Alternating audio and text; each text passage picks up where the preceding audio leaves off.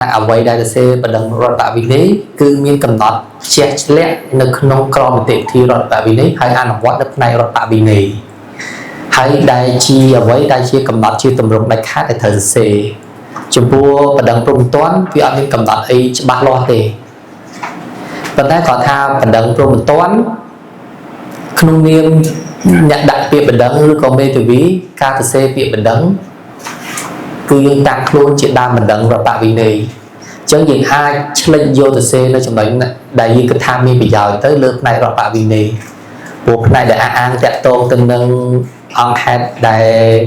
កកើតឡើងនៅបទល្មើស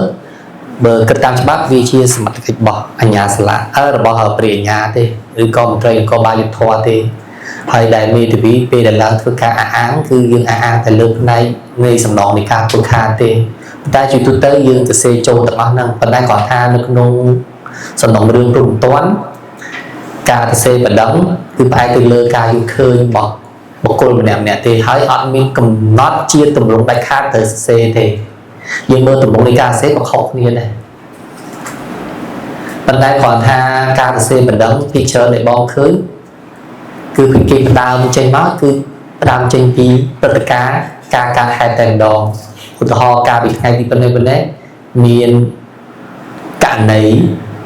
កាត់ឡើងរវាងបុគ្គលនេះអីចឹងណានឹងជាអ្វីដែលបងសង្កេតឃើញគេសរសេរហ្នឹងជាអ្វីដែលបងជាបទពិសោធន៍ដែលបងតាក់តែងក៏បងសរសេរចឹងដូចគ្នាគឺសរសេរការបច្ឆេទនៃការកាត់ឡើងនៃបទល្មើសអង្គហេតុដែលធ្វើឲ្យកូនក្តីឬក៏ជនរងគ្រោះទទួលរងនឹងជាសនកម្មដែលកើតមកពីអំពើអីចំពោះការសិក្សាត្រូវចាប់ប្រកាន់ពីបទអីអាហ្នឹងអាស្រ័យលើយើងចង់សរសេរទេបើយើងចង់ឲ្យកើតជាបទល្មើសឆបោកចិត្តយើងគួរតែស្វែងយល់អំពីនិយមន័យទាក់ទងបទល្មើសហ្នឹងកាលណាយើងសរសេរកន្លែងហ្នឹងបានល្អក៏ងាយស្រួលដល់សមត្ថកិច្ចឬក៏ព្រះអាជ្ញាក្នុងការ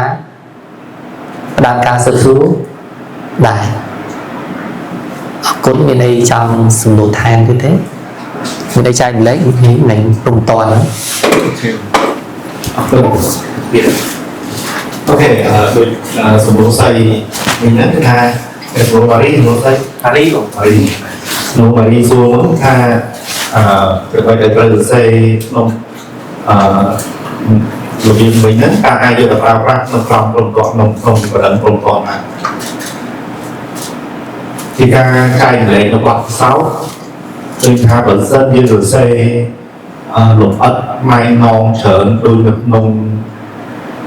រឿងក្តីរដ្ឋវិន័យនឹងអាចធ្វើឲ្យវិញ្ញាចក្រមស៊ើបសួរតឡាជីនៅក្នុងសំណុំកាន់តែងាយយល់ថាសំណុំនេះមានលក្ខណៈដូចជាសំណុំរឿងរដ្ឋវិន័យអញ្ចឹងនៅក្នុងរឿងបដិងរដ្ឋវិន័យលោកនេះនិយាយចឹងគឺថាបើអង្គហេតុចម្បងដូចក្នុងកិច្ចសន្យាផ្សេងខ្លះគឺមាន3អង្គហេតុសំខាន់ដែលយើងត្រូវបញ្ជាក់ទី1មានការប្រឹងប្រែងទី2មានការពលលុយឲ្យប្រើប្រាស់និងទី3ដល់ពេលសង